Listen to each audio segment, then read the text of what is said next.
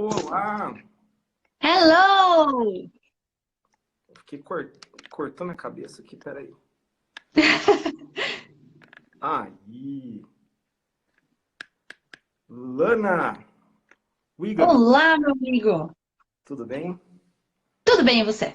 Tudo ótimo, maravilha. Estamos aqui mais um dia. Segunda-feira boa?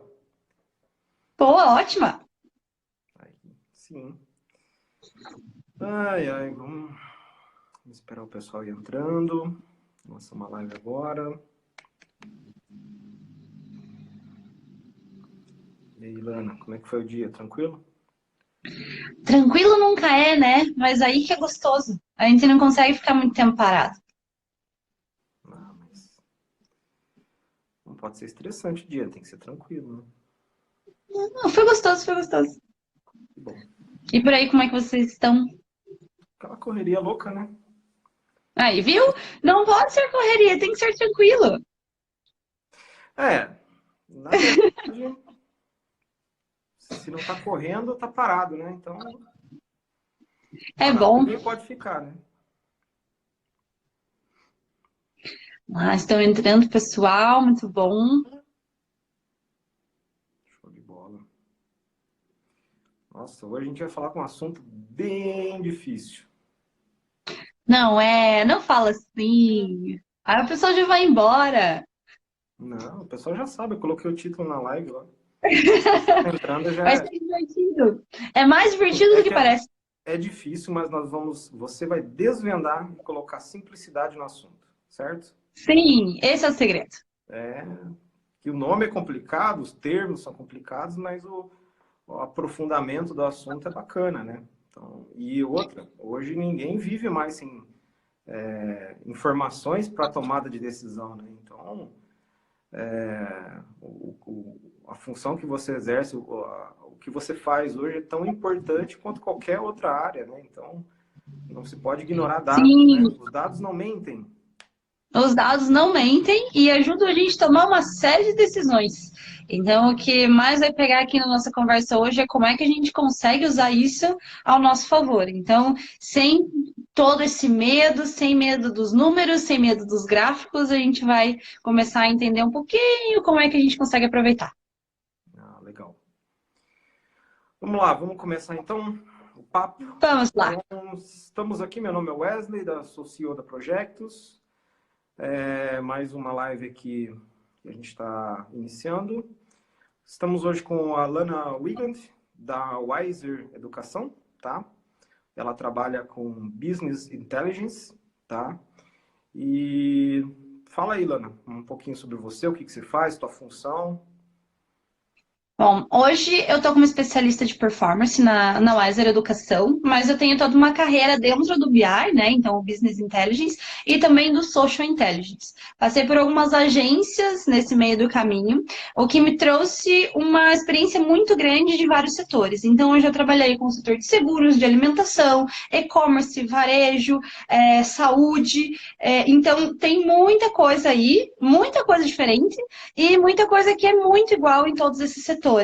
Esse é o mais legal de poder ter passado por todas essas contas. Então, eu vi algumas coisas trabalhando com o BI, o planejamento de performance do BNDES, do Banco do Brasil, que eu também vi na seguradora Porto Seguro, que eu vi dentro da Nestlé, que eu vi dentro da Nextel. Então, são setores completamente diferentes e que, uma vez ou outra, a gente consegue juntar comportamentos, tendências e até processos que um colabora com o outro e colaboraram muito para eu crescer dentro dessa área. Então, hoje eu faço parte da Wiser Educação, como especialista de performance dos produtos meusucesso.com, WhatsApp Online, Powerhouse e um segredo que logo no final do mês vocês vão ver. E estou aqui para conversar com vocês, principalmente, sobre como que a gente faz para gerar, tratar e trazer inteligência para o negócio. Então, se vocês tiverem dúvidas também, tem a caixinha aqui embaixo, pode perguntar. A gente vai escolher algumas perguntas, às vezes a gente consegue ajudar vocês também, então fiquem super à vontade. E a gente tem alguns temas, né, Wesley, para conversar também Temos. hoje. Então, vários temas e vamos começar com o primeiro aí, para você Vamos explicar lá. todo mundo, né? Modelos de atribuição data-driven. Explica para todo mundo aí o que é isso e o que isso faz. Vamos separar o assunto em duas partes. Tá. Primeiro, todo mundo fala em data-driven, data-driven, data-driven. Então, o que quer dizer isso? Nada mais é do que a gente tomar as decisões baseadas em dados. E o modelo de atribuição é o que a gente fala sobre jornada do consumidor. Um ponto muito importante quando a gente vai destrinchar o BI para essa parte um pouco mais comportamental é que nada dos dados vem de outro lugar que não sejam as pessoas. Quando a gente fala de modelo de atribuição, a gente está falando justamente do processo de decisão do usuário, principalmente em uma compra. Então, eu sempre tenho uma fase em que eu pesquiso sobre aquele produto ou sobre aquela coisa em potencial, né, que eu quero comprar ou contratar, falando em serviços também é a mesma coisa, e tem uma série de comportamentos que são muito padrões dentro da nossa cultura. Então, primeiro eu pesquiso o que eu pesquiso onde comprar e dentro dessas opções eu vejo que eu tenho várias opções de negócio, várias marcas e a partir disso eu vou estudar cada uma dessas marcas para decidir exatamente em qual site, de quem, quando, de que maneira eu vou comprar. E até eu chegar do momento em que eu percebo que eu tenho essa necessidade ou que eu tenho essa vontade e eu quero sanar isso, esses pontos de ação em que o usuário toma para pesquisar sobre o produto, sobre a marca, sobre as formas de pagamento no teu site, são os pontos de atribuição. Então, quando a gente traz isso para uma estratégia de e-commerce, uma estratégia de performance, eu sei que tem alguns canais que não trazem uma venda direta para a gente. Então, quando a gente fala uma campanha de branding, de posicionamento, uma campanha que eu quero contar sobre a minha marca, o usuário nem sempre vai clicar ali naquele anúncio no YouTube ou num banner de display e vai fazer a compra imediatamente. Mas em algum outro momento, depois que ele sabe o nome da nossa marca, sabe a URL do nosso site, ou é impactado por uma campanha de remarketing, ele volta e compra. O modelo de atribuição é justamente a gente identificar quais são essas entradas, o que ele faz em cada um desses canais, em cada uma dessas comunicações, chegando a conseguir entender se a minha peça criativa vermelha é melhor para comprar do que a minha peça criativa azul, por exemplo, no banner, e entender qual que é o papel dessa comunicação em cada um desses pontos. E planejar a performance e as otimizações da campanha através dos dados, trazendo essa frente data-driven e entendendo o comportamento do consumidor. Então, eu sei que o Wesley quer comprar um tênis e ele vai pesquisar qual é o site que tem o tênis do modelo que ele quer. Então, eu vou entender quais são as palavras que ele usa, como que ele vai fazer, né, todo esse caminho. E em algum dia no Facebook eu vou impactar ele com um banner de remarketing e ele vai comprar por ali. Então, o que vale mais a pena para mim hoje? Eu deixar só o banner do Facebook, porque foi por ali que ele comprou, e tirar todas as campanhas de pesquisa, porque ela não vendeu imediatamente. Mas, se as campanhas de pesquisa não existissem, ele nunca teria chego até uma campanha de remarketing nossa no Facebook. Então, são pesos e medidas. E o Data Driven traz justamente toda essa visão dentro do planejamento de mídia performance para que a gente não julgue os canais injustamente por eles não estarem ali no último passo da compra, né? No último passo da contratação. Mas em que ele teve um papel muito importante no descobrimento, na consideração do usuário pela tua marca, para ele se identificar com seus valores, com a tua comunicação. Então, cada elemento tem um valor e o Data Driven traz isso para a gente conseguir refletir em todo o planejamento e defender toda uma visão de comunicação.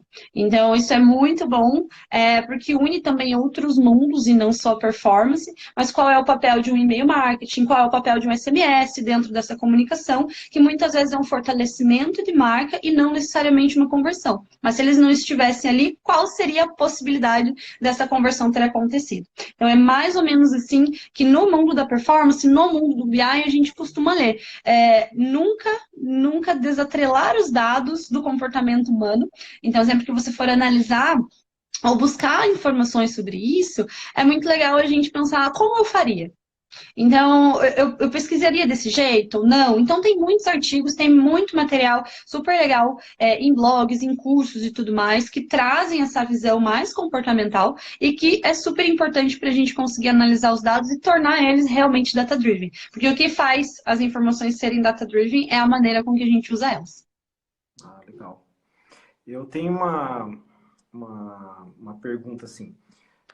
Normalmente, os gestores, no fim, nos relatórios, eles querem aquela famosa taxa de conversão, né? Então, quando você gera um relatório, todo mundo está preocupado. Famigerada, taxa de conversão. Você pergunta, às vezes, enfim, no geral, né, qualquer gestor, a maioria, pelo menos, eles ainda não têm essa questão de BI, desse entendimento todo, né? E acaba se preocupando com o resultado final só com o número lá na conta, ou vendeu, não vendeu, né? Quer dizer, se vendeu, tá tudo certo, né? Quer dizer, o papel foi cumprido. Agora, analisar por que não vendeu, né? Eu acho que esse é o caminho, né? E mídias diferentes com dados diferentes, né? Não se pode analisar todas as mídias com o mesmo impacto, com a mesma taxa, com o mesmo... Ah, mas aqui eu tenho 10% de retorno, aqui eu tenho 5%. Mas igual você falou, se eu não tivesse esses 5 aqui, não teria 10 no outro. Então, é uma campanha ligada à outra. Uma coisa que você falou também muito interessante é a questão do teste AB, né? Então, como que se faz teste AB se você não sabe o que aconteceu com a campanha, né? Então, ou com qualquer coisa que você faça com e-mail, ou até a cor do teu e-commerce, enfim. Você deu um exemplo legal, vermelho ou azul, né? Ah, mas minha cor é vermelha, eu só vou colocar vermelha. Mas espera aí, mas o amarelo e o azul talvez venda mais. Olha, analisando pelo comportamento humano aqui dentro do que acontece, né? E aí é o papel do BI, né? Falar para todos os gestores e para quem produz as coisas, isso aqui eu acho que dá mais certo, hein? Talvez, será que a gente ir para esse caminho aqui não vai ser legal? Os dados não mentem, né? Tá falando aqui eu tô te trazendo um relatório de que realmente acontece assim, né? Não, mas Então, o legal. principal ponto, assim, Wesley, é para defender tanto a taxa de conversão quanto outras características de um relatório de performance Uhum. para a diretoria ou qualquer coisa, a gente entender qual é o papel de cada um desses canais e defender um KPI, né? Um indicador-chave de performance para Uhum. cada um deles que represente o objetivo que ele tem que atingir. Então, eu não posso cobrar de uma campanha de posicionamento que ela me traga muitas vendas, porque ela está ali para me dar visibilidade, ela está ali para me dar lembrança de marca. Então, quais são os KPIs, quais são as métricas que eu preciso olhar para cada um desses objetivos serem cumpridos? Então, comparar banana com banana e laranja com laranja. E determinar exatamente o que eu quero alcançar com cada uma dessas peças, ou com cada uma dessas mídias. Tem a máxima que é o combinado não sai caro. Então, a partir do momento que você planeja uma regra de comunicação, né, e todo o seu plano de mídia e tudo mais, como que você atribui todos esses resultados a exatamente o papel que eles estão ali para serem cumpridos. Então, eu não vou avaliar uma campanha de lead por uma taxa de conversão em venda. Então, qual é a minha métrica para a minha campanha de lead especificamente? Então, ir combinando sempre e ajustando a nossa própria comunicação com os gestores e com as equipes, deixando isso muito claro, é uma questão de cultura. Então, a gente, como agente ativo de uma produção de relatório, de uma análise, também é um agente de mudança. Vem da gente educar, ensinar e criar essa cultura de dados onde quer que seja, em qualquer status, né, evolutivo que ela tem dentro da tua empresa, assim. Legal. Vamos para o próximo assunto, então. Vamos lá. Machine Learning aplicado à performance. Explica para a gente aí o que é Machine Learning, tá? E como usar Machine Learning para performance.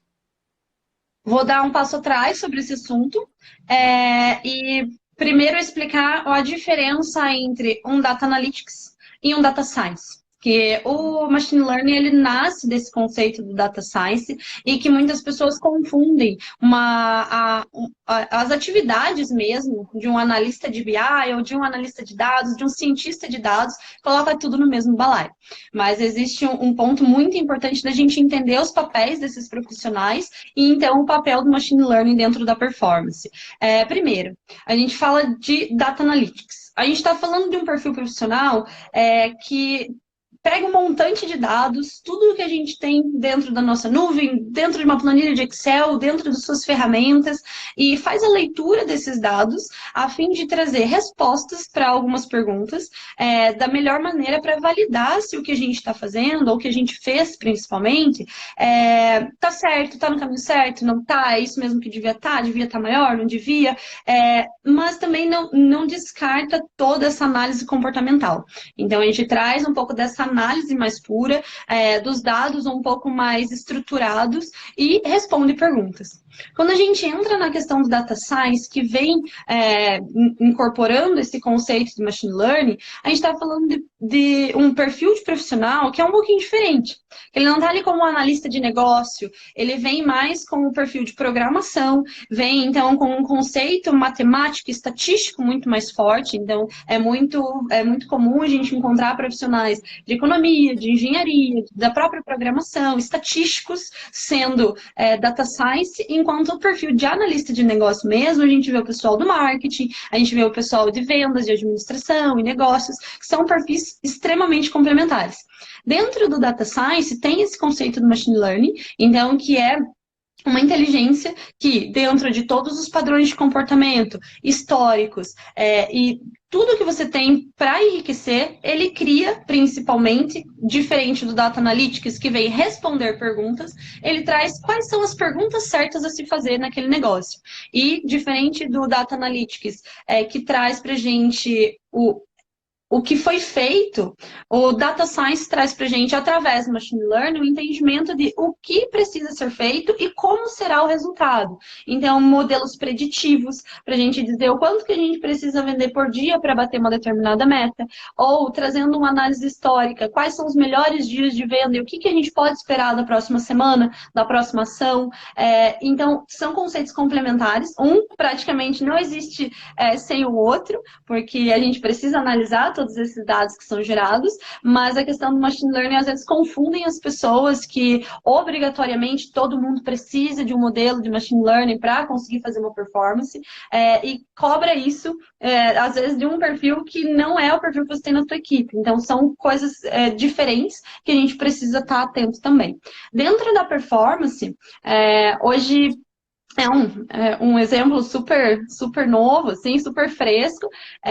Dentro das outras empresas em que eu estava trabalhando, a gente até então não tinha esse perfil de data science para colaborar com a equipe do BI. Então, a gente trabalhava muito com o BI prescritivo, que a gente falava, né? Então, análise de como foi e não de como vai ser. Mas hoje, na Wiser Educação, inclusive, a gente tem profissionais que só fazem isso. Então, eles estão ali especialistas em Python, em SQL, em programação e fazem todos os modelos para a gente. Então, desde análise de atribuição, por exemplo, dos nossos canais, até hora a hora de como o nosso resultado devia estar sendo. E isso, juntando com a visão do performance, é super importante, porque a gente consegue fazer ações pontuais e entender se o que a gente está dando de resultado agora era o que a gente deveria ou é o que era esperado, e junto com a equipe de negócio fazer movimentações no planejamento. Então, se a gente identifica, por exemplo, que nas últimas 3 horas a gente está 50% abaixo do que a gente deveria,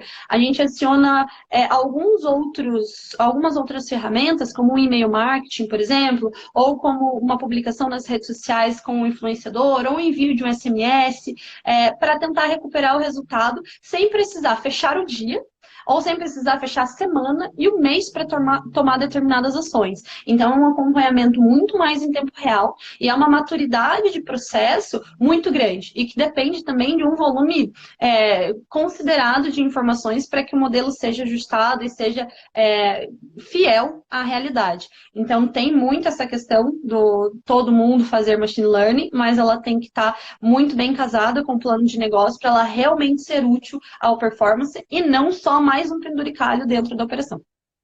Entendi. Mas essa questão do aprendizado, né?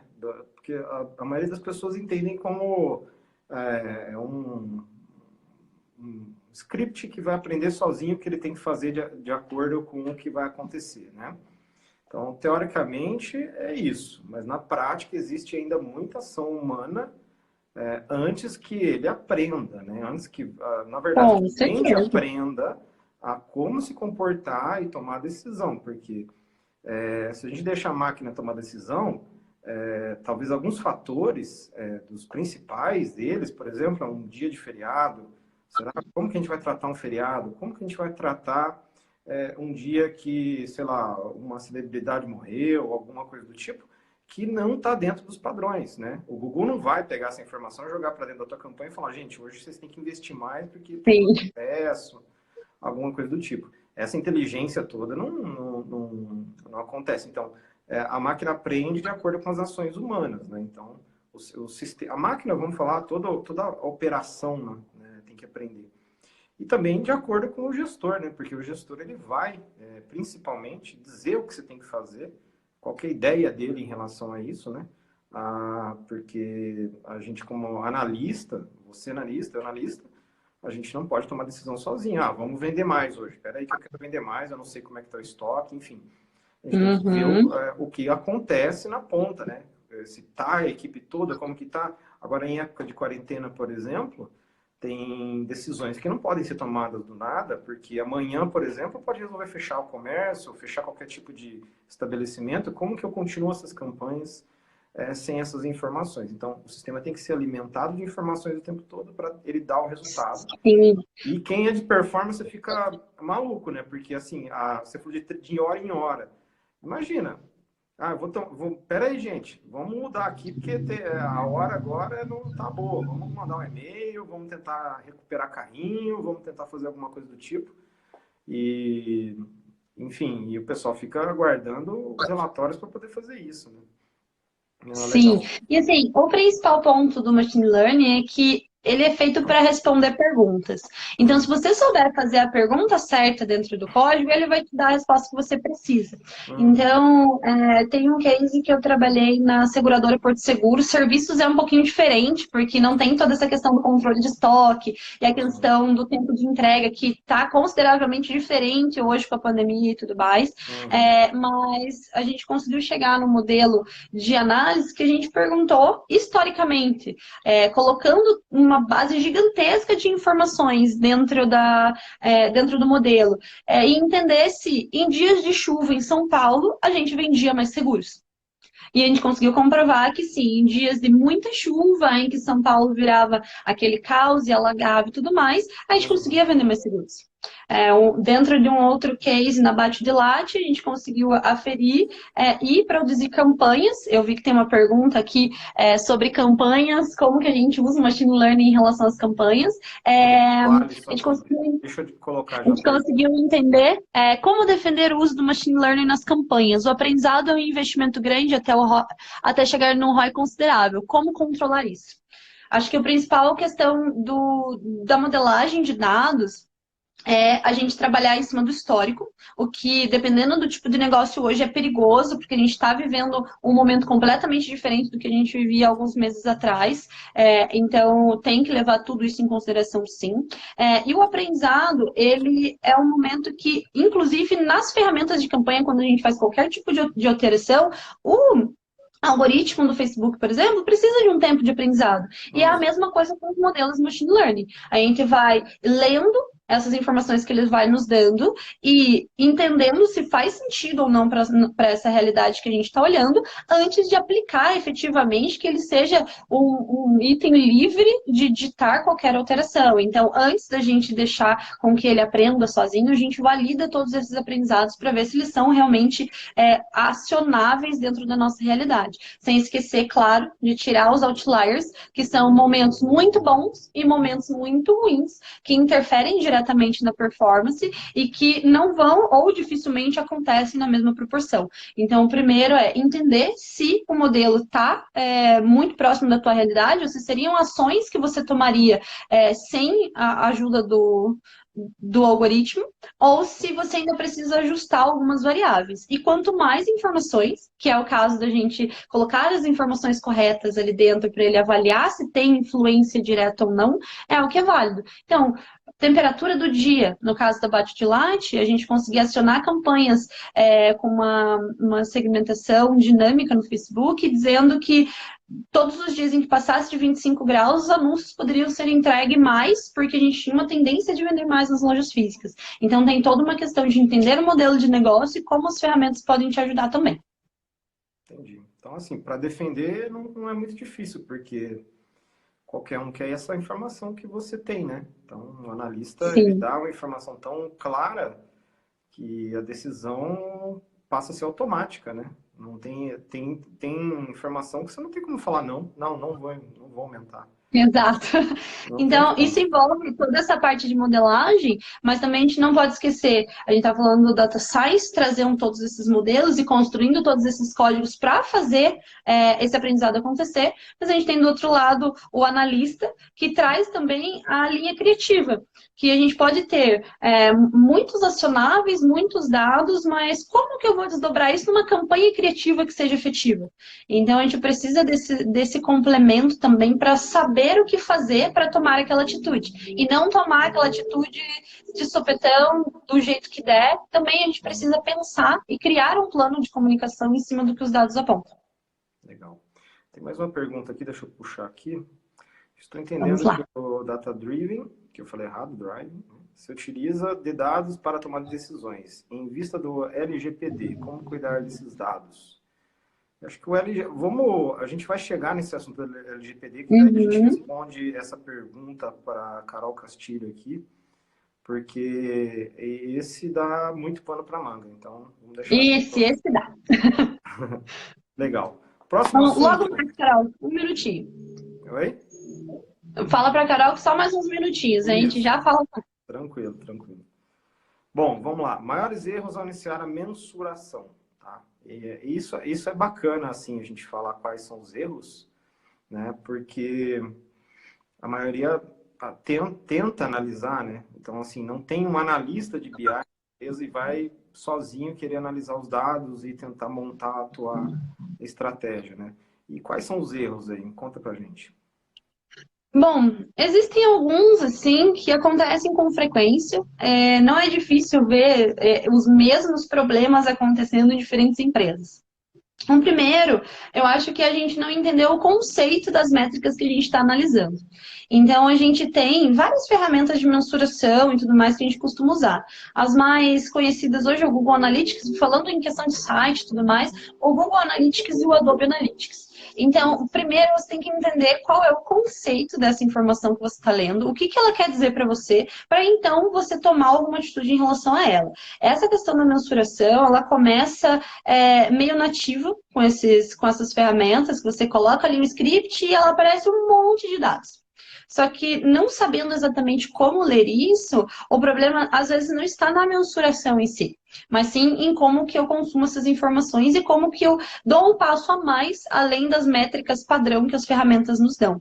Então, acontece muito em a gente subir o dia corrido, como a gente estava falando no começo da nossa conversa, é tudo muito corrido, acontece muita coisa no dia, e eu vou subir, por exemplo, uma LP de promoção, e que eu coloquei o meu Google Analytics ali, meu Adobe Analytics ali para coletar as informações, e deixei.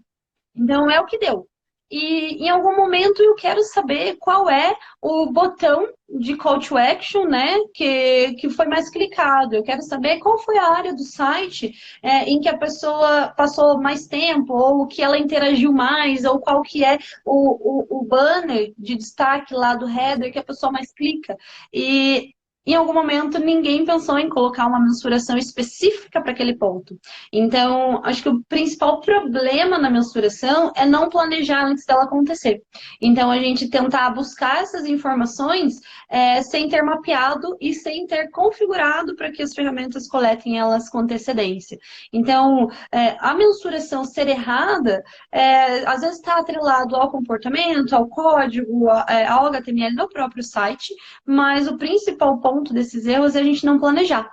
Então, eu sempre tenho um costume, que é uma boa prática, assim, é um exercício que eu sempre faço, quando vem uma página nova ou alguma coisa pra gente, o famoso termo do taguear. Então, o que é o taguear, né? Eu identificar quais os comportamentos dentro daquele ambiente que eu quero ler depois.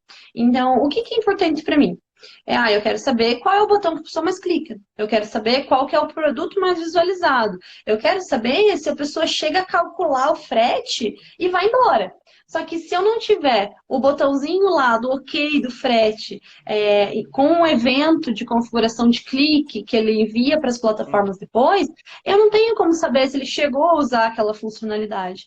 Então, o primeiro passo sempre tira uma fotografia da página como ela está hoje e eu vou tirando prints dos pedaços da página e vou marcando com quadradinhos assim no Word mesmo, escrevendo aqui configurar um clique de botão.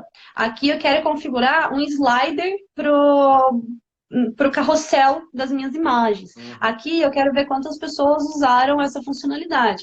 E em conjunto com os desenvolvedores, ou até usando, quando a gente usa uma tecnologia Google, por exemplo, o Tag Manager que faz essa gestão de tags e comportamento de uma maneira mais intuitiva, que nem sempre a gente precisa de um programador para fazer a implementação, a gente consegue mapear e antecipar essas informações para que elas estejam no relatório quando alguém vier e falar, mas quantas pessoas clicaram e foram embora? E você não tem essa informação e não tem como a gente puxar retroativo. Eu acho que o principal erro nessa questão de mensuração é a gente conseguir antecipar esse mapeamento e não antecipar esse mapeamento e quando alguém perguntar, você não tem nem de onde tirar as respostas. Então, acho que tem o costume sempre de se questionar com antecedência o que você quer ver ou o que alguém poderia te perguntar para você conseguir pedir para alguém configurar ou configurar por conta própria essas informações. Em tagueamento, em coleta de dados, para mim, quanto mais, melhor. Então, pode ser que eu nunca use a informação de quanto por cento de scroll a pessoa deu na minha página. Mas se em algum momento precisar, ela existe. Então, não peque pelo menos, é melhor a gente pecar pelo mais e ter o que acionar.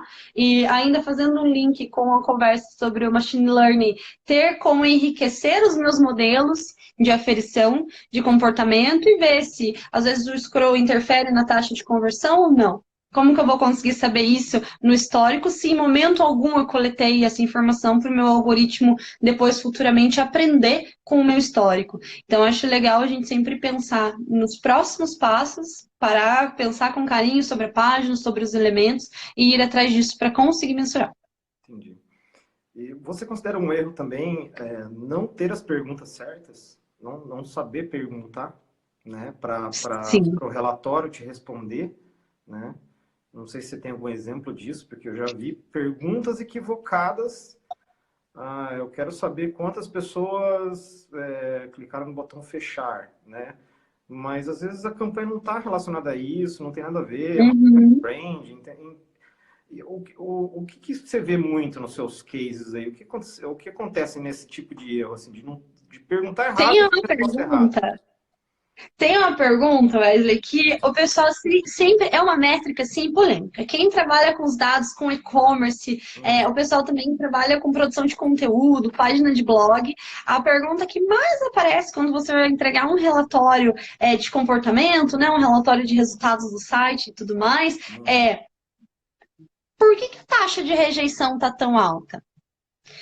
Eu não acho que eu não acho que essa pergunta seja errada. Ela, dependendo do que você espera de resposta, do teu entendimento, do que você vai acionar com isso, pode ser uma pergunta certa. Mas o que geralmente é uma preocupação, a questão da taxa de rejeição, em momentos em que ela não deveria ser uma preocupação. Então, uma taxa de rejeição hoje, dependendo de como está configurado o padrão das suas ferramentas, dentro de um blog, por exemplo, ela chega a ser a 80%, 90%. Então, aí na sequência vem, qual é uma taxa de conversão boa para a gente atingir? É outro ledo engano que a gente encontra, que uma taxa de conversão mais baixa pode aumentar os resultados em algum momento. Não necessariamente.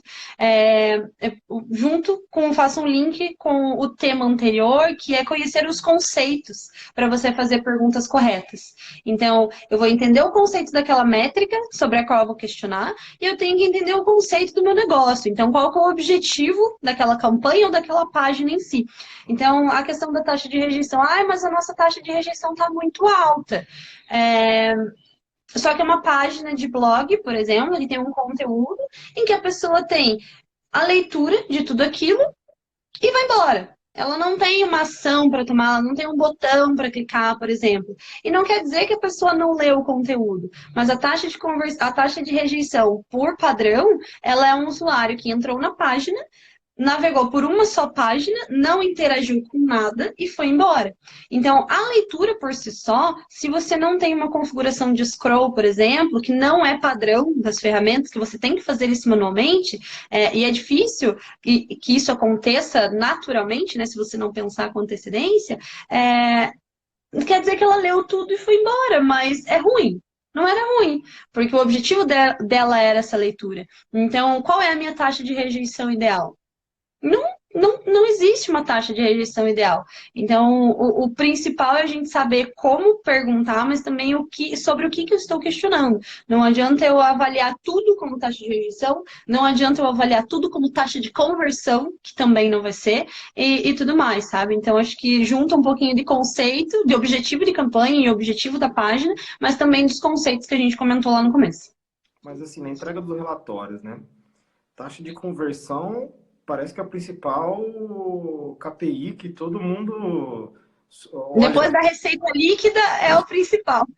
Gastei, investi, deu tanto de resultado, conversão tá ótima. Pode ter 0,1, deu lucro, tá beleza.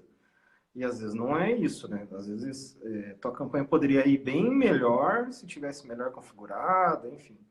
Mas, assim, tantas ferramentas do Adobe e do Google, eles mostram muito em evidência a taxa de conversão. Não, a taxa de rejeição fica escondida, né?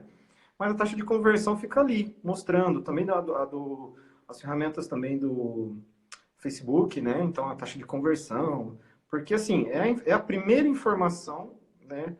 Que você não precisa configurar um sistema de BI todo inteligente para ter ela, né? Então, mas aquela ali não é a principal taxa que você vai analisar para saber se a campanha está funcionando ou não, né? Porque vai depender de N fatores, né? E de um conjunto de dados. Taxa de conversão de uma campanha só não é a taxa de conversão de toda a gestão de marketing, de toda a gestão da empresa, a taxa de conversão de alguma coisa. Não precisa ser uma venda, pode ser eu quero, sei lá, taxa de conversão de pessoas que entraram na home e clicaram no segundo banner, né? Então, assim, será que o segundo banner vale a pena colocar, gastar dinheiro para criar um segundo banner no site, sendo que as pessoas só clicam no primeiro? Então, também para economizar dinheiro, né? Não só para ganhar, né? Para economizar em alguns aspectos, né? Eu vejo assim, um erro principal que a gente vê sempre é olhar apenas um dado e achar que aquilo ali já é BI, né? Sim. Né? E a taxa de conversão em si, ela é um dos fatores que ajuda a tomar a decisão, porque ela é uma avaliação de qualidade, né, do tráfego que você está trazendo, tanto quanto um CTR, quando a gente fala, né, ou click-to rate, que é a relação entre as impressões e os cliques da sua campanha. Então, a taxa de conversão é só um outro step do funil que a gente está avaliando na mesma questão de qualidade, e que ela deve ser combinada com outros indicadores. Quando a gente fala de um e-commerce, por exemplo, o ROI ou o ROAS, para tirar todo aquele peso de custos de operação, que também devem ser considerados no ROI final, mas o ROAS, que é o custo de investimento e retorno em mídia, ele está positivo? Então, não adianta eu ter uma taxa de conversão de 50%, uma coisa que eu nunca vi, geralmente gira em torno dos 2, 3% em campanhas ótimas, uma taxa de conversão altíssima, se o custo por conversão também está altíssimo. Então, vale a pena eu vender um produto de R$ 100 por um custo de conversão de 70 só em mídia, fora todo o resto? Então, ainda considerando o preço de envio e o custo do envio, tirando toda a margem de lucro da matéria-prima e tudo mais, vale a pena? Então, acho que é um conjunto de informações, mas nunca deve ser olhado isoladamente. Então, vamos olhar a taxa de conversão sim, mas vamos olhar o custo por conversão, vamos olhar o tempo que essa conversão demorou para acontecer, que também são indicadores que vão ajudar a gente a avaliar bem melhor as nossas campanhas e a estrutura de marketing como um todo. Legal, bacana. Próximo assunto que eu notei aqui, interação da tua área com o pessoal de mídia, pessoal de UX, UI e o pessoal de SEO. Vocês brigam? Como é que é? Dá porrada um no A outro? gente Fala, briga gente, bastante. vocês estão fazendo tudo errado, o pessoal do SEO vai ficar maluco com as alterações que eu vou passar para eles fazerem, o pessoal de mídia tem que fazer 15 campanhas de teste AB. Como que fala aí pra mim? A gente briga bastante, assim, Hum, um puxa para cá e um puxa para lá todos os dias. E hum, eu acho que o principal papel de um analista de BI, né, de um ator em data analytics e data science em geral, é que a gente é o centralizador de todas as informações. Então, hoje, a gente consegue avaliar se ações que estão sendo feitas dentro das outras áreas estão fazendo efeito, estão sendo positivas ou não. Então, o principal ponto dessa relação, interação com as demais áreas dentro da empresa, do marketing digital como um núcleo, é você, como BI, ter o cuidado para entender as dores dessas equipes, para conseguir se comunicar com elas de uma forma efetiva, e saber que o seu trabalho não é uma avaliação do trabalho dos outros, mas é uma consequência dos dados que eles estão gerando. Então, precisa sim, o primeiro fator é humano, da gente conseguir se posicionar de uma maneira de estou aqui para te ajudar e não estou aqui para gerar tensão em cima do que você está fazendo. Então, eu já vi muita tensão entre as equipes de BI e mídia acontecendo justamente por essa relação de atrito do o que você fez não está funcionando.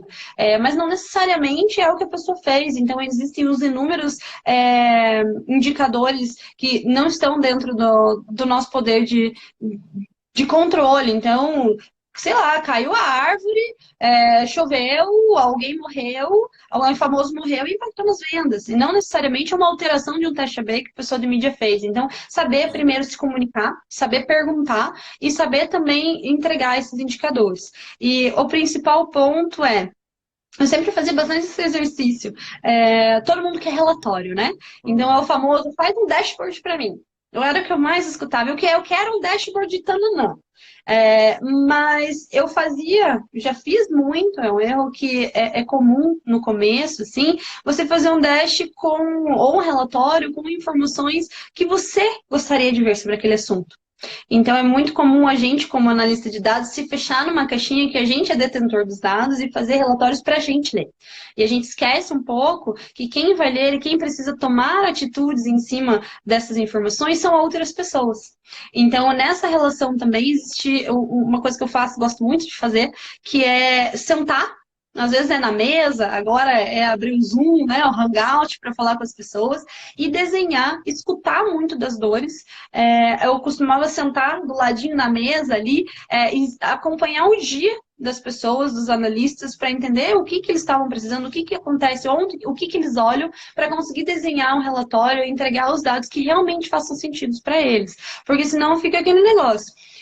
Eu não faço alterações, ou a minha campanha não dá mais resultados, porque o BI não me entrega, não me entrega os relatórios corretos. O BI não me dá informação, então eu não consigo tal. Então fica muito nessa relação. Então, tem uma coisa que eu faço muito, que é desenhar os relatórios antes de construir. Então, eu desenho mesmo. Caneta e papel, marco os quadradinhos, às vezes eu faço até no PPT, assim, marcando os quadradinhos coloridos e indicando quais são os indicadores que eu colocaria, em qual disposição, que formato de gráfico, e valido com a pessoa antes. Então, oi, amigo de SEO, quais são as métricas que você usa para tomar as suas decisões? AS, SS. Então, se eu mostrar um relatório com esses quadradinhos de número grande, com esses evolutivos, com esse recorte, com esses filtros, te atende? Não, eu gosto de olhar de tal jeito, ou a gente precisa de jeito assado. Você faz isso em parceria. O trabalho de BI em relação com outras equipes é muito de trabalhar a quatro mãos. Então, você não é o detentor da verdade, eles também não são os culpados de tudo que acontece. Então, primeiro a relação, né, em si, e depois o planejamento dos dados. Isso economiza um tempo de produzir, porque a gente sabe que construir um relatório é super demorado. Toda a parte de puxar os dados, tratar as bases, construir toda a estética de um relatório é muito trabalhoso. Então, é muito mais fácil a gente desenhar um dash ou um relatório no papel e aprovar isso numa folha sulfite, numa folha de caderno, fazer as alterações ali na caneta, ou lápis e borracha, que seja, do que eu construir um relatório e levar horas para conseguir mudar um indicador, porque o tratamento de dados não foi planejado para isso. Não, legal. Mas assim, falando em relação ao pessoal, vamos lá, separado, SEO, aí tem o pessoal de UX. Uhum. Você precisa criar um relatório para ele, porque ele tem que mudar o comportamento ali, né? As ações para que gerem mais resultado para a empresa de acordo com os relatórios, né? O pessoal de mídia é a mesma coisa. Tanto mídia orgânica quanto mídia paga, de qualquer forma, tem que gerar algum retorno e você tem que analisar os dados, que a maioria dos dados vão vir das próprias ferramentas que eles estão utilizando, né? Então, isso a gente fala, nós estamos falando de um jeito muito grandioso, né? Onde a empresa tem que ter um BI, um SEO, mas assim, dentro E das geralmente, agências. muitas vezes é a mesma pessoa. Exatamente, às vezes é a mesma pessoa, e principalmente mídia, que é onde tem investimento, vamos dizer assim, né? O pessoal de mídia paga, é muito ligado à questão do relatório, né? Porque parece que pendurado nessa pessoa gerar o relatório, porque foi ali que gastou dinheiro. Mas esquece que também paga para fazer SEO, paga para modificar site, para criar landing page, para, enfim, N outros sentidos ali. Mas, assim, a interação você gera o relatório de acordo com o que cada um pede. Isso não sei se é isso que eu entendi direito, né? Mas as ações são em conjunto, né? O que fazer depois não é uma opinião só da pessoa que recebeu o relatório, porque senão não adianta, né? Você vai passar o relatório, a pessoa não Uhum. faz aquilo que tem que ser feito, e no outro mês o relatório vai ser igual, ou no outro dia, ou você falou de horas, né? Até me assusta quando eu falo de horas, que imagina mudar a campanha de hora em hora, né? Não, meu Deus, não. Não, tranquilo. Bom, vamos lá. Automatização de processo, tá? Que é o próximo tema aqui. A gente sabe que tem várias ferramentas que automatizam, tem vários sistemas para automatizar processo, e às vezes a gente acha que vai automatizar decisão, mas é execução, né? Explica para mim o que é isso. Automatização de processos. Bom, eu quero muito que um relatório chegue no meu e-mail todo dia às 9 da manhã para eu saber como foi o dia anterior.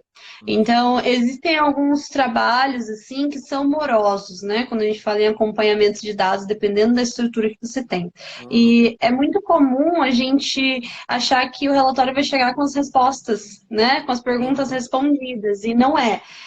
A automatização ela vem muito para livrar a sua mão de fazer o trabalho operacional, então de ficar fazendo PROC V em planilha para conseguir chegar em determinada informação, para juntar as informações que vem de site, que vem de campanha, que vem de orgânico, que vem de produto, que vem de todo mundo, para que você tenha mais tempo para pensar em responder essas perguntas. Então, a automatização ela vem uma série de ferramentas, algumas free, outras não, para Qual facilitar a tua vida. que ferramentas que você usa para automatização? Bom, a automatização, assim, o que me salva hoje e o que me salvou muito na vida é a automatização da extração de dados. Então, o Supermetrics vem muito para colocar dentro dos relatórios as consultas em formatos muito variados para mim. Facilita muito o meu ETL quando a gente fala de informações vindas de Facebook Ads, até do Facebook orgânico, de site e tudo mais. Então, ele é uma ferramenta que faz uma integração, algumas APIs nativas dele que é super facinho de usar. É um clique e arrasta das métricas e dimensões, e ele faz as combinações já dessas métricas e traz uma base tratada para mim. Isso facilita muito a extração. A gente sabe que o Facebook, por exemplo, ele tem a ferramenta de relatórios, mas você tem que baixar o relatório, colar não sei aonde, e o Supermetrics ele vem muito para salvar isso, porque ele faz atualização em algumas ele é pago, mas em algumas modalidades ele faz atualização de hora em hora, e você consegue agendar essa atualização dele e até enviar para o teu e-mail. Então, o Supermetrics me salva muito nessa consulta de informações, e de relatorial mesmo, de automatização. Eu trabalho em uns formatos com Data Studio para relatórios mais simples, que você monta o relatório ali bonitinho, programa, né, junto com o Supermetrics, quando que ele vai atualizar e tudo mais, e tem a modalidade dele enviar automaticamente por e-mail também. Então, eu não tenho mais o meu trabalho manual de baixar as bases, colar no Excel, salvar o PPT em PDF, abrir o meu e-mail e mandar para a minha lista de diretoria que precisa receber aquele relatório. Então, nisso eu já economizei de 1h30 a 2 horas por dia, em que eu posso usar para abrir aquele relatório e enviar junto com esse e-mail que eles querem sempre ficar olhando, uma pré-análise. Então, ontem foi pior por causa disso, disso, disso. Então, a campanha tal, a gente fez tal mudança e refletiu nesse indicador aqui que a gente vai ver no relatório. Então, é muito mais rico eu livrar a minha mão do operacional e entregar esse valor dentro dos números. Essas duas funcionalidades me ajudam muito, assim. O Data Studio é de graça, do Google e tudo mais. E o Supermetrics, ele tem o trial, mas ele é pago. Mas vale super a pena para quem trabalha com volume grande de extração e cruzamento. O Data Studio tem alguns modelos prontos também, que, claro, para quem não tem muita experiência e quer entrar lá Ajuda muito. E tentar fazer um dashboard para você, né? Porque ele monta o dashboard bonitinho, gira relatório, você pode imprimir, PDF, aquela coisa toda. Mandar por e-mail, é bem legal mesmo. E tem outras Esse controle de mídia ferramentas. por ali é batata, sempre dá certo. Né? O controle de mídia, esses relatórios que são mais imediatistas, pelo Data Studio é batata que dá certo, o pessoal adora. Sim, sim, é rápido, fácil, então. E aí, enfim, a questão de mídia é muito ligada a esses relatórios mais ligados à mídia, né? Do Google, do Facebook, enfim. Legal. E na questão de Data Science, hoje eu uso muito o Supermetrics para gerar as informações nas quebras detalhadas que a gente precisa para o nosso Machine Learning, para o pessoal de Data Science poder fazer os modelos. Então, ele também facilita outras áreas, como um prestador de serviços em dados, assim, para agilizar e viabilizar que esses modelos de Machine Learning aconteçam. Entendi. Que é tudo interligado entre todas as mídias, né? Tudo interligado. Legal. Vamos para um assunto agora que daqui uns dias já vai entrar em vigor, né? 10 dias, tá aí, quase. 10 dias, tá aí o LGPD para matar os BIs, né, do coração. Né? Que aí você vai querer dado, o usuário não vai te dar o dado, né? Não adianta fazer cookie que ninguém vai comer cookie mais. Exato. Então, impactos do LGPD no trabalho de extração de dados e BI.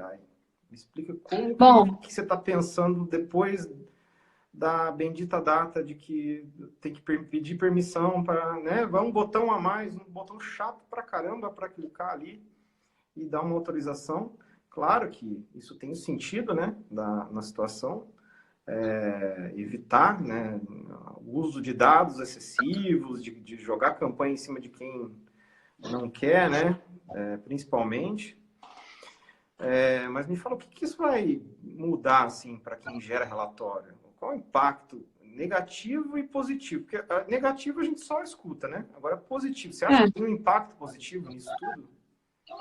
Bom, eu parei para pensar um pouquinho, li um pouco mais sobre o LGPD, que agora está super em alta, né, em várias discussões, e todo mundo realmente só fala dos impactos negativos, né? Então, que vem uma dificuldade maior na aferição das informações, então que tem uma série de conceitos, de métricas que vão sofrer para essa análise de dados, mas acho que a principal frente que também vai sofrer muito, a gente fala da personalização das campanhas, então entregar um remarketing, entregar uma mídia para determinado gênero, para determinados interesses e tudo mais, é o que mais vai pegar, porque os cookies eles servem mais para a gente entender esse comportamento do usuário, como reimpactar ele depois de maneiras personalizadas, né? Mas o que vai mudar um pouco mais assim na LGPD é que a gente vai precisar perguntar para o usuário se ele autoriza, né? Já acontece em alguns sites isso, e a gente para de ter essa autorização, como que eu posso dizer, consentimento sem resposta. Não tem autorização. Mas O usuário comum, end user, não sabe que você está acessando, não sabe nem o que é cookie. Então você vai falar assim, eu estou acessando todos os dados da sua máquina, não todos, né, obviamente, mas os dados de navegação, os dados de acesso, os dados que você gera dentro das plataformas que tem isso, que capturam, que no Google, Facebook, enfim, ali vai capturar o teu comportamento, o que você faz, onde você clicou, né, escutar sua voz, né, sabe aqueles anúncios que você tem que você fala o anúncio e aparece, acho que até E não é cookie, mas é alguma coisa que tinha que parar. É magia negra. Magia que tem aí, que você fala uma coisa e tá aparecendo na sua tela para você comprar depois. Eu falei isso na outra live, o pessoal falou, não, isso não acontece. Claro que acontece. Fala Outback 3 vezes alto aí pra gente ver se aparece um anúncio no teu Facebook. Aparece um anúncio do iFood para você comprar e pedir Também. na sua casa com 10% de desconto, né? Se você clicar uma pessoa, você ganha mais R$ 10. Isso que vai aparecer, tá? Mais ou menos isso. Mas explica aí, vai. Eu Bom, entendo que lado bom. vai ter... vamos pedir autorização para o usuário para poder capturar qualquer tipo de dado em relação a comportamento. Mas os Ele vai relatórios... dizer não? Ele vai dizer não? Ele vai dizer não. E a gente vai perder um volume de dados muito grande. Eu acho principalmente essa exatidão nos dados que a gente tem hoje para analisar, entender quem é o nosso consumidor, vai ficar um pouco nebuloso pela quantidade de nãos que a gente vai receber quando perguntar sobre o cookie. Mas, por outro lado, a partir do momento que o usuário está pronto para dizer sim, eu acho que a gente pode entender ele como um usuário que realmente está interessado, um usuário que sabe do valor que ele tem para receber em troca de tudo isso. Então, eu sei que se eu liberar o cookie do e-commerce tal, eu vou receber ofertas que estão dentro do meu desejo, sabe? Eu acho que tem essa outra faceta de pessoas que disserem sim, estarem um pouco mais próximas ou um pouco mais engajadas com o que você tem a oferecer, da sua marca, do seu site, e por confiar em você. Então, isso vai ser um indicador muito legal. Então, a quantidade de pessoas das quais você conseguir coletar essas informações daqui para frente, possivelmente vão ter uma relação de um pouco mais de segurança e confiança com a tua marca. Então, a gente realmente perde em perder toda a névoa de pessoas que dizem não, ou a gente vai estar mensurando só as pessoas que realmente têm valor em um perfil que realmente tem confiança, né, e quer se relacionar com a sua marca. Então, pode ser um ponto muito positivo da gente também chegar a níveis um pouco mais exatos de quem é realmente o nosso público cativo e tentar procurar pessoas semelhantes do que elas gostam e tudo mais. Então, acho isso que não é 100% negativo, não. Eu vejo isso como uma coisa bem boa na questão de relação de cliente e marca. Entendi. Mas vamos lá. Vai estar lá aquela faixa, tá? Você dá OK, aceita ou ignora. Não tem um botão não quero, né? Tem um botão, tem a ação de ignorar. Isso vai ser um dado que a parte de BI vai analisar também, quantas pessoas clicam naquele botão e quantas pessoas não fazem nada. Até hoje não era, né? Então, até hoje não era, mas você já está pensando em colocar isso nos seus relatórios, porque do próximo, acho que antes de completar qualquer coisa, você vai ter que ver, ó, tem 1.000 pessoas acessando tal informação, ou tal anúncio, ou tal coisa. E no site, na verdade, né, que é por ali que se captura, né? E 900 pessoas disseram não, né? Então, tem essa questão. Aqui deu 1 minuto e... Não é um ponto que hoje é um costume, aí a gente volta fazendo mais um linkzinho lá do que a gente falou lá no começo dos problemas de mensuração. É uma métrica que ainda não existe praticamente. É uma métrica nova, é uma nova visão de negócio que a gente vai ter que mapear e começar a mensurar para analisar. Então, acho que sim, é um ponto que vai ser muito importante até para a gente conseguir aferir se estatisticamente as informações que a gente está recebendo ali de perfil e tudo mais, elas são realmente verdadeiras e a gente pode tomar uma ação em cima delas. Então, se de 1.900 dizem não, é muito difícil eu fazer uma atribuição de que todo mundo é representado pelos outros 10% que responderam que sim. Então, tem essa questão muito importante. Já anotem nos seus mapas de tracking aí, de tagueamento, já peçam para o desenvolvedor colocar a tagzinha de evento ali para ir analisando, porque eu acho que vai ser importantíssimo a gente incluir isso nas análises de comportamento, principalmente. Lana, obrigado. Tá acabando a live, faltam 40 Tá segundos. acabando! Acabando aqui. Obrigado por participar. Imagina! Muito legal o papo, é muita coisa para a gente falar em 1 hora. Eu acho que podemos marcar uma outra para aprofundar algum assunto depois. Deixa aí um recadinho para a galera aí e a gente já vai encerrar em 20 segundos. Meu Deus, gente, muito obrigada. Estou muito feliz de estar aqui. E sobre os dados, nunca se esqueçam que eles são feitos por pessoas. Então, não leia os números como se eles não tivessem alguém por trás disso, porque é muito importante a gente levar isso em consideração. Valeu, E gente. Obrigado. quem sabe até a próxima, gente. Tchau. Valeu, Boa Ana. noite. Obrigado.